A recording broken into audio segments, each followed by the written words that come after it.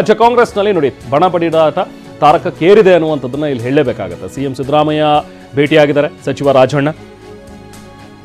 ರಾಜಣ್ಣ ದಿಢೀರ್ ಭೇಟಿ, ನಾಯಕರ ನಡೆ ಖಂಡಿತವಾಗ್ಲೂ ಇದು ಕುತೂಹಲಕ್ಕೆಡೆ ಮಾಡಿಕೊಡ್ತಾ ಇದೆ. ಡಿಕೆಗೆ ನೇರವಾಗಿಯೇ ಕೌಂಟರ್ ಕೊಡ್ತಾ ಇದ್ದಾರೆ ಈಗಂತೂ KN ರಾಜಣ್ಣ. ಕೊಂಬಿದ್ಯಾ ಅವ್ರಿಗೇನು ಅಂತ ಹೇಳೋ ಮೂಲಕ ರಾಜಣ್ಣ ವಿರುದ್ಧ ಡಿಕೆ ಆಪ್ತರು ಕೂಡ ಅಸಮಾಧಾನವನ್ನು ವ್ಯಕ್ತಪಡಿಸ್ತಾ ಇದ್ದಾರೆ, ಅವ್ರದೇ ಆದ ಧಾಟಿಯಲ್ಲಿ ಮಾತಾಡ್ತಾ ಇದ್ದಾರೆ. ಒಟ್ನಲ್ಲಿ ಸದ್ಯದ ಬೆಳವಣಿಗೆ ಬಗ್ಗೆ ಸಿಎಂ ಗಮನಕ್ಕೆ ಈಗ KN ರಾಜಣ್ಣ ತಂದಿದ್ದಾರೆ. ಅಥವಾ ಸಿಎಂఏ ಕರೆಸ್ಕೊಂಡ್ರ ರಾಜಣ್ಣ ಅವರನ್ನ ಮಾತಾಡೋದಕ್ಕೆ, ಅಥವಾ KN ರಾಜಣ್ಣನೇ ಸಿಎಂ ಅವರನ್ನ ಭೇಟಿಯಾಗಿ ಏನೇನು ಅಪ್ಡೇಟ್ ಆಗಿದೆ, ಏನೇನು ನಡೀತಾ ಇದೆ ಅನ್ನುವಂಥದ್ರ ಬಗ್ಗೆ ತಿಳಿಸೋದಕ್ಕೆ ಹೋಗಿದ್ರ ಅನ್ನುವಂಥದ್ದು ಕುತೂಹಲಕರ. ಬಟ್ ಇಬ್ರು ಭೇಟಿ ಅಂತೂ ಆಗಿದ್ದಾರೆ, ಮಾತುಕತೆಯನ್ನು ನಡೆಸಿದ್ದಾರೆ. ಬನ್ನಿ, ಕಾಂಗ್ರೆಸ್ನಲ್ಲಿ ಆಗ್ತಾ ಇರುವಂತಹ ಎಲ್ಲ ಡೆವಲಪ್ಮೆಂಟ್ ಬಗ್ಗೆ ಮತ್ತಷ್ಟು ಡೀಟೇಲ್ಸ್ ಪಡಿತಾ ಹೋಣ. ನಮ್ಮ ಪ್ರತಿನಿಧಿ ಪ್ರಸನ್ನ ನಮ್ಮ ಜೊತೆಗೆ ಜಾಯ್ನ್ ಆಗಿದ್ದಾರೆ. ಪ್ರಸನ್ನ, ಕಾಂಗ್ರೆಸ್ನಲ್ಲಿ ನಡೀತಾ ಇರುವಂಥದ್ದನ್ನ ನೋಡ್ತಾ ಇದ್ರೆ ಒಂದು ದೊಡ್ಡ ಪ್ರಹಸನ ಅನ್ನೋ ರೀತಿಯಲ್ಲೇನೆ ಕಾಣಿಸ್ತಾ ಇದೆ. ನೇರ ಅಂದೇ ಇದ್ರೂ ಕೂಡ ತೆರೆಮರೆಯಲ್ಲಂತೂ ಒಂದು ದೊಡ್ಡ ಹೈಡ್ರಾಮಾನೇ ಖಂಡಿತವಾಗ್ಲೂ ನಡೀತಾ ಇದೆ. ನಾಯಕರೆಲ್ಲರೂ ಕೂಡ ನಾನು ಮಾತಾಡಲ್ಲ ಹೈಕಮಾಂಡ್ ನೋಡ್ಕೊಳ್ಳುತ್ತೆ ಅಂತ ಹೇಳ್ತಾನೆ ತಮ್ಮ ಅಸಮಾಧಾನವನ್ನ ಯಾರ್ಯಾರಿಗೆ ತಿವಿಬೇಕು, ಯಾರ್ಯಾರಿಗೆ ಏನೇನು ಸಂದೇಶ ಕೊಡಬೇಕು ಅದನ್ನು ಕೊಡ್ತಾ ಇರುವಂಥದ್ದಂತೂ ಸ್ಪಷ್ಟ. ಪ್ರಸನ್ನ, ಇದೆಲ್ಲದರ ನಡುವೆ ಈಗ ರಾಜಣ್ಣ ಸಿಎಂ ಭೇಟಿ ಮಾಡಿರುವಂಥದ್ದು, ಇನ್ನೊಂದು ಕಡೆ ಡಿಕೆ ಪರವಾಗಿ ಒಂದಷ್ಟು ಜನ ಮಾತುಗಳು, ರಾಜಣ್ಣ ಪರವಾಗಿ ಒಂದಷ್ಟು ಜನ ಮಾತುಗಳು, ಇದೆಲ್ಲವೂ ಕೂಡ ಒಟ್ಟಿನಲ್ಲಿ ಕಾಂಗ್ರೆಸ್ನಲ್ಲಿ ಹೇಗೆ ಈಗ ಡೆವಲಪ್ಮೆಂಟ್ಗಳಾಗ್ತವೆ, ಹೇಗೆ ಹೈಡ್ರಾಮಾ ನಡೀತಾ ಇದೆ? ಪ್ರಸನ್ನ, ನೀವು ತುಂಬ ಕ್ಲೋಸ್ ಆಗಿ ಅಬ್ಸರ್ವ್ ಮಾಡ್ತಾ ಇದ್ರಿ ಕಾಂಗ್ರೆಸ್ ಪಕ್ಷದಲ್ಲಿ ಆಗ್ತಿರುವಂಥ ಬೆಳವಣಿಗೆಗಳು. ಏನು ಹೇಳ್ತೀರಿ, ಯಾವ ರೀತಿ ಇದನ್ನು ವಿಶ್ಲೇಷಿಸ್ತೀರಿ, ಇದರ ತಾತ್ಪರ್ಯ ಏನು ಅಂತ ಹೇಳ್ತೀರಿ?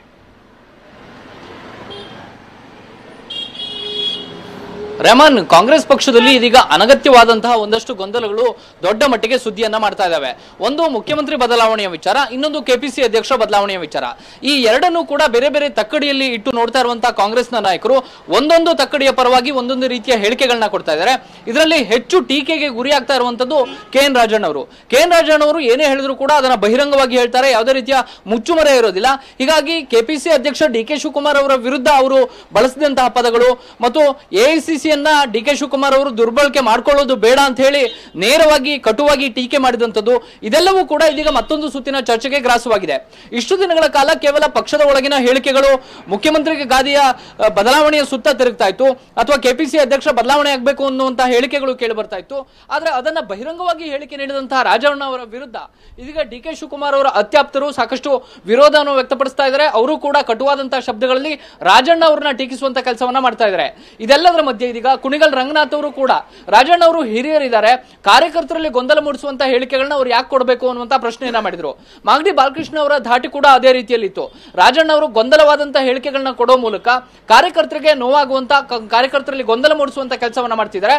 ಅವರ ಹೇಳಿಕೆಗಳಿಗೆ ಮಹತ್ವವನ್ನು ಕೊಡಬಾರದು ಅಂತ ಹೇಳಿ ಇದೆಲ್ಲ ಗೊಂದಲಗಳ ಮಧ್ಯೆ ಕೆಪಿಸಿ ಅಧ್ಯಕ್ಷ DK ಶಿವಕುಮಾರ್ ಅವರ ಸಹೋದರ ಮಾಜಿ ಸಂಸದ DK ಸುರೇಶ್ ಅವರು ಕೂಡ ಇವತ್ತು ಮಲ್ಲಿಕಾರ್ಜುನ್ ಖರ್ಗೆ ಅವರನ್ನ ಭೇಟಿಯಾಗಿದ್ದಾರೆ. ನಿನ್ನೆ ಅಲ್ಪಸಂಖ್ಯಾತ ಸಮುದಾಯದ ಶಾಸಕರು ಕೂಡ, ಸಚಿವರು ಕೂಡ ಮಲ್ಲಿಕಾರ್ಜುನ್ ಖರ್ಗೆ ಅವರನ್ನ ಭೇಟಿಯಾಗಿ ತಮ್ಮ ತಮ್ಮ ಅಭಿಪ್ರಾಯಗಳನ್ನ ವ್ಯಕ್ತಪಡಿಸ್ತಾ ಇದ್ದಾರೆ. ಎಲ್ರಿಗೂ ಇರುವಂತಹ ಆಗ್ರಹ ಅಂತಂದ್ರೆ ಈಗ ಕಾಂಗ್ರೆಸ್ ಪಕ್ಷದಲ್ಲಿ ಶುರುವಾಗಿರುವಂತಹ ಗೊಂದಲಗಳಿಗೆ ಬ್ರೇಕ್ ಹಾಕುವಂತ ಕೆಲಸವನ್ನ ಹೈಕಮಾಂಡ್ ಮಾಡಬೇಕು ಅಂತ ಹೇಳಿ ಸಿಎಂ ಸಿದ್ದರಾಮಯ್ಯನವರು ಅಧಿಕಾರ ಅವಧಿಯಲ್ಲಿ ಮುಂದುವರೆದುಕೊಂಡು ಹೋಗೋದಾದ್ರೆ ಅದನ್ನು ಕೂಡ ಸ್ಪಷ್ಟಪಡಿಸಬೇಕು. ಕೆಪಿಸಿ ಅಧ್ಯಕ್ಷರು ಬದಲಾಗ್ತಾರೆ ಅನ್ನೋದಾದ್ರೂ ಕೂಡ ಅದನ್ನ ಸ್ಪಷ್ಟವಾಗಿ ಹೈಕಮಾಂಡ್ ಹೇಳಬೇಕು ಅಂತ ಹೇಳಿ. ಆದ್ರೆ ಹೈಕಮಾಂಡ್ ಇದನ್ನ ತಿಳಿಗೊಳಿಸುವಂತಹ ಕೆಲಸವನ್ನ ಯಾಕೆ ಮಾಡ್ತಿಲ್ಲ ಅನ್ನುವಂತಹ ಪ್ರಶ್ನೆ ಕೂಡ ಎದ್ದೇಳ್ತಾ ಇದೆ. ಮಲ್ಲಿಕಾರ್ಜುನ್ ಖರ್ಗೆ ಅವರು ಕಳೆದ 10-15 ದಿನಗಳ ಹಿಂದೆ ಎಲ್ಲರೂ ಕೂಡ ಬಾಯಿ ಮುಚ್ಕೊಂಡು ಇರಬೇಕು ಅಂತ ಹೇಳಿ ಕಟುವಾದಂತಹ ಶಬ್ದಗಳಲ್ಲಿ ಹೇಳಿದ್ರು ಕೂಡ ಗೊಂದಲಗಳು ಬಗೆಹರಿತಾ ಇಲ್ಲ. ಹೀಗಾಗಿ ನೀವು ಹೇಳಿದ ಹಾಗೆ ಒಂದು ರೀತಿಯಲ್ಲಿ ಪ್ರಹಸನದ ರೀತಿಯಲ್ಲಿ ಕಂಡು ಬರ್ತಾ ಇದೆ Rehman. Okay, thank you Prasanna.